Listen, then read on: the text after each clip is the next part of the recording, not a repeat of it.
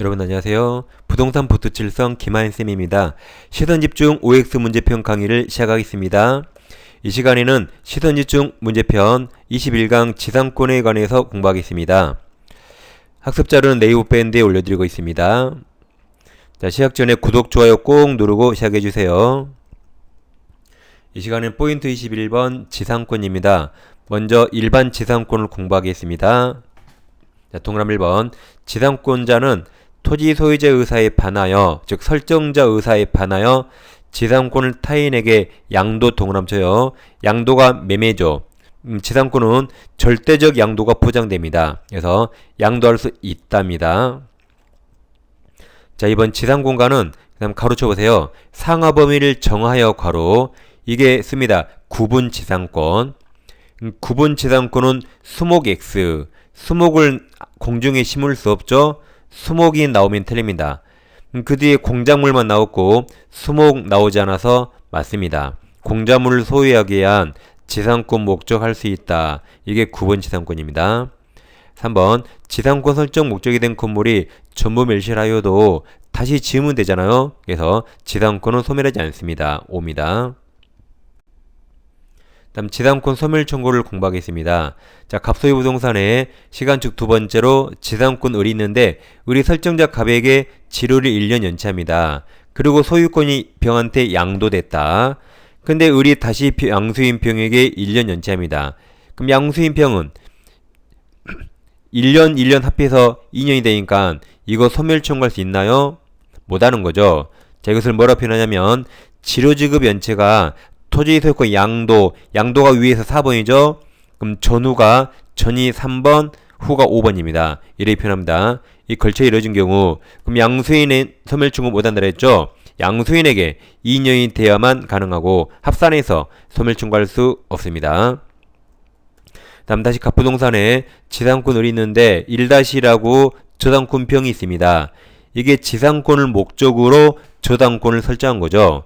근데 우리 갑에게 지로 2년 연체해서 만약에 지상권이 소멸해버리면 저당권자 병이 담보 목적물을 상실합니다. 따라서 그 사실을 저당권자가 통지한 후 즉시가 아니라 상당 기간 경과 후 지상권이 소멸합니다. 왜냐하면 병은 저당 목적물이 없어지니까 을에게 다른 담보를 요구해야겠죠. 그 시간을 보장해야겠죠. 그래서 예를 든 게 을이 다른 담보가 없으면 을을 장기라도 꺼내야겠죠. 칼로 배 자르고 장기 꺼내고 배 꼬매고 그 상당 기간을 보장하는 겁니다. 즉시가 아닙니다. 자, 문제 보겠습니다. 4번 지상권이 설정된 것이 양수한 자는 지상권자에게 지상권은 물권이라 대항력이 있어요. 따라서 인도 청구할 수 없습니다. 5번 지상권자가 지상권 설정자에게 약정한 지로 1년 6개월분을 연체한 후 당해 토지가 양수한 자에게 지로 1년을 연체한 경우, 그럼 합산해서 2년 6개월이네요. 근데 합산해서 소멸 청구할 수 없다 그랬죠?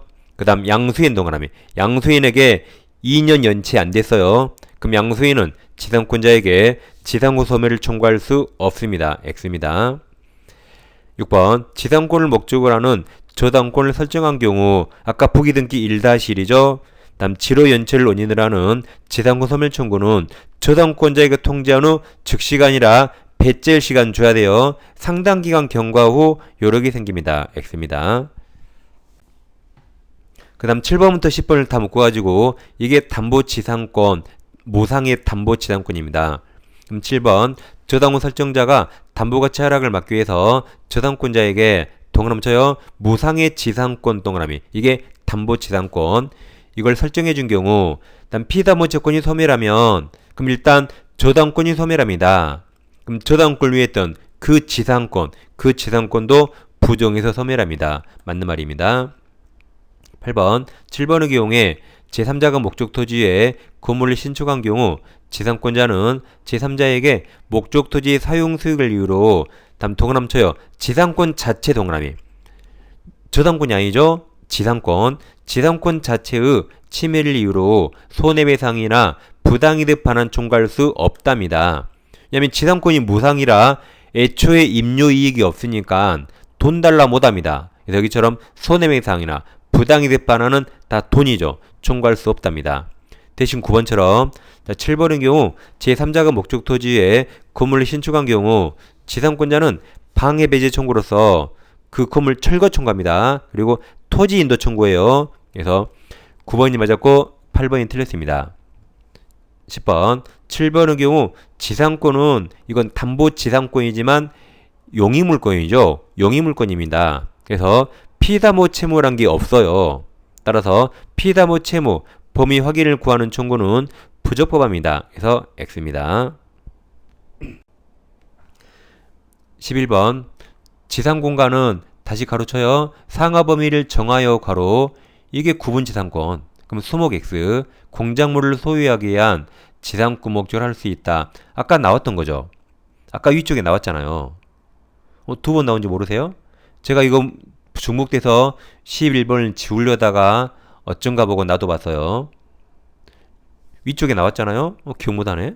위에 건 맞았고 아래 건 틀렸고 그럼 안됩니다. 아까 나왔어요. 수목 X. 다음 12번 아직 시험에 안 나왔죠. 12번 분묘기지권을 시효로 취득한 경우 토지 소유자가 지료를 청구하면 분묘기지권자는 지료를 지급할 필요 없다. 이건 옛날에 맞았는데 이제 판례가 바뀌었죠. 이제는 유상입니다. 그래서 소유자가 지료를 청구하면 지료를 지급해야 된다. 해야 된다라고 판례가 바뀌고 아직 시험에 안 나왔습니다. X. 올해 감정평가사에 나왔어요. 이번에 우리 시험에 나옵니다. 이거. 이어서 이제 법정기상권 문제를 풀겠습니다. 1번. 자, 갑소유 나대지죠? 나대지에 우리 저당권을 취득한 후 그러니까 사선을 끊어요. 그럼 저당권 설정 당시 건물이 있어 없어? 없죠. 나대지죠. 그럼 법정기상권 성립하지 않습니다. 제일 끝에 법정기상권 성립하지 않다 해서 맞았습니다. 항상 저당물 경매죠. 그럼 366조 법정기상권은 설정 당시 건물이 있어 없어? 있으면 있고 없으면 없답니다. 자, 이번도 마찬가지 동그라미 쳐요. 건물이 없는 저당권 토지 동그라미 나대지에 관해서 저당권 설정 그러니까 설정할 당시까지 사선을 끊어요. 그럼 설정 당시 건물이 있어 없어? 없잖아요. 그럼 제일 끝에 법정기상권 성립할 수 있다 틀렸죠. 성립할 수 없습니다. 중간에 근저당권자가 건물 건축에 동의했다 이런 말에 절대 속으면 안 돼요. 처음에 끝났습니다. 설정 당시 건물이 있어 없어? 없고 다 나대죠. 그럼 1번도 성립하지 않는다. 2번도 성립하지 않는답니다.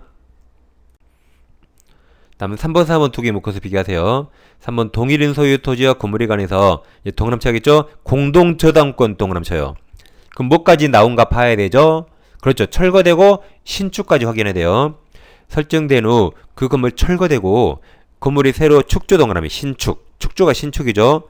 그럼 제일 끝에 이제 성립하지 않는다 맞았고 4번은 아직 우리 시험에 안 나왔어요.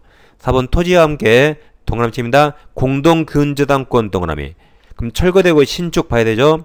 네, 설치된 건물이 동그라미 쳐요. 그대로 전속 동그라미. 그럼 건물이 그대로 전속하네요. 그럼 철거되고 신축이 나올 수 없죠. 그럼 제일 끝에 성립할 수 있답니다. 있다. 그래서 위쪽은 O, 아래쪽은 X. 두 개 잘 비교하세요. 아직 4번은 시험에 안 나왔어요. 다음 5번, 6번 묶어서 이제 관법지입니다. 관법지는 임의규정 성격이라 배제 약정 가능합니다. 5번 동일인 소유 토지와 건물이 자 매매 동그라미. 매매는 법에 없죠. 그러니까 관법지 문제입니다. 매매로 인하여 서로 소유자가 다르되었고 그 당사자가 자 가로쳐요. 그 건물을 철거하기로 합의한 경우 가로. 이게 관법지 포기 약정이라 그 뒤에 관법지 관습상 법정기상권 성립하지 않는다 해서 맞았습니다. 6번 대지 건물 소유자가 동그라미 쳐요. 아니 다시 잡으세요. 죄송합니다. 6번 대지 건물 소유자가 건물만 자 양도 동그라미 양도가 매매 그럼 매매는 법이 없죠. 매매하면서 양수인 매수인과 자 가로칩니다. 가로 대지에 관해서 임대차 계약을 체결 가로 여기에 관법지 배제 약정이죠. 체결한 경우 특별한 사정이 없는 한 그 양수인은 관법지 포기한 것으로 본다 맞았습니다. 둘 다 관법지 배제 약정이죠. 그 다음 강제경매와 관법지를 보겠습니다. 첫 번째는 갑소유 토지에 갑소유 건물이 있고 두 번째는 갑소유 나대지만 있습니다. 그럼 자 지금 1번과 2번에서 법정기상권 어느 쪽에 성립할까요? 모릅니까 아직? 알 수 있죠. 1번은 이미 건물 있잖아요. 그럼 끝까지 건물 있게 법에서 도와주고 2번은 지금 나대지죠. 그럼 끝까지 나대지로 내버려 둡니다. 그래서 1번에서는 건물이 철관되게 법정지상권 인정해주고 아래 2번에서는 나대지니까 뭐 그대로 둬요. 그래서 법정지상권 굳이 인정하지 않습니다. 그럼 이제 첫 번째 이 갑소유 토지가 버리는데 토지에 저당권이 나오거나 또는 가압류, 압류가 나와요. 두 번째 밑에 여기도 토지 나대지에 저당권이나 가압류나 압류가 나왔다. 그럼 어떤 토지에 돈을 많이 빌려줘요? 그래 아래는 나대지죠. 윗토지는 돈을 적게 빌려주고 아래는 많이 빌려줍니다. 근데 위쪽에서 이제 토지가 강제경매가 나왔어요. 그 말은 저당권자가 경매한 거 아니죠? 저당권자가 경매하면 의무경매입니다. 아래 가압류나 압류로 해서 강제경매한 거죠. 우리 경락받았다. 면 위쪽의 건물은 관법지 발생합니다. 그럼 건물이 철거되지 않아요.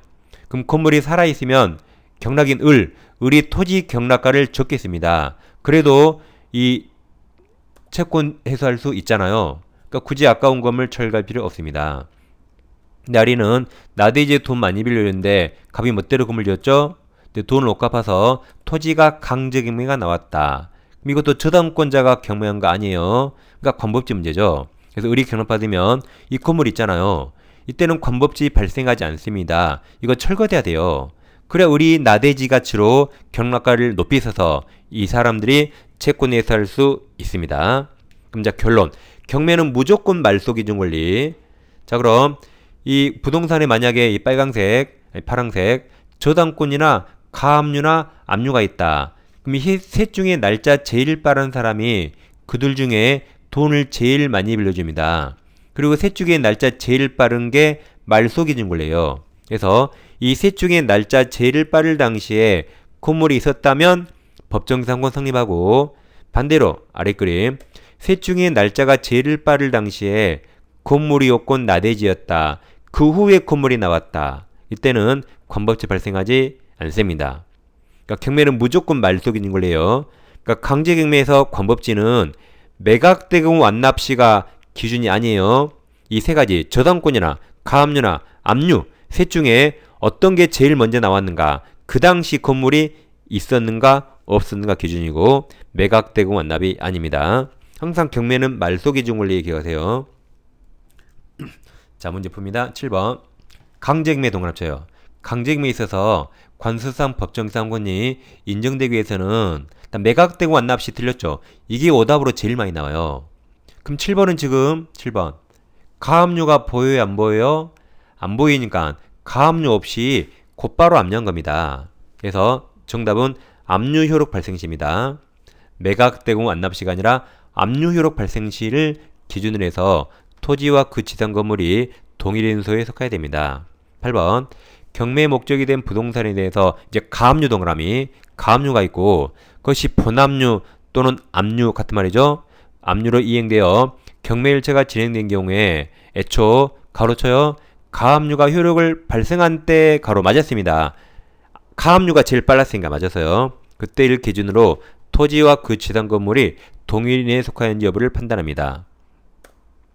두 개 잘 배우시고 9번 강제경매 동그라쳐요. 강제경매 목적이 된 토지 또는 그 지상 건물 소유권이 강제경매로 인해서 그 절차상 매수인에게 이전된 경우에는 가로치세요. 매각되고 완납시 가로 그게 7번에서 오답으로 나왔죠. 이게 아니라 가로칩니다. 압류 효력이 발생한 때 가로 맞았습니다. 그러니까 7번 해설이 9번입니다. 그래서 7번이 틀렸고 9번은 맞았다. 자, 10번 강제경매를 위한 압류나 그 압류에 선행한 가압류가 있기 이전입니까? 이후입니까? 이전에 그럼 저당권 동그라미 그러니까 이 부동산에는 압류, 가압류, 저당권 다 있는데 셋 중에 날짜가 뭐가 제일 빨라요? 동그라미 친 저당권 저당권이 설정되어 있다가 이제 강제경매 동그라미 강제경매로 저당권 소멸한 경우 토지와 그 지상 건물이 동일인 소유에 속하였는지 여부는 그 다음 잘 보세요. 그 저당권 설정 당시에요. 이후 특정 시점 이후 틀렸어요. 저당권 설정 이후는 가압류거든요.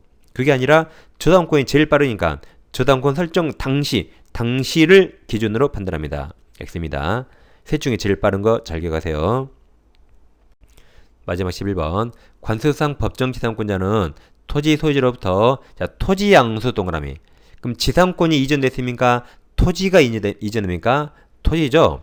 그럼 양수한 자에 대해서 등기 없이도 동그라미 자신 권리 주장할 수 있습니다. 자, 시간에는 지상권에 관해서 문제를 풀어봤습니다. 자, 꼼꼼히 잘 복습하세요. 그리고 항상 공부하실 때 요약집을 꼭 읽으셔야 됩니다. 특히 시간 없으면 물권법이라도 요약집을 꼭 읽으셔야 됩니다. 자, 수고하셨습니다. 다음 시간에 이어서 하겠습니다. 감사합니다.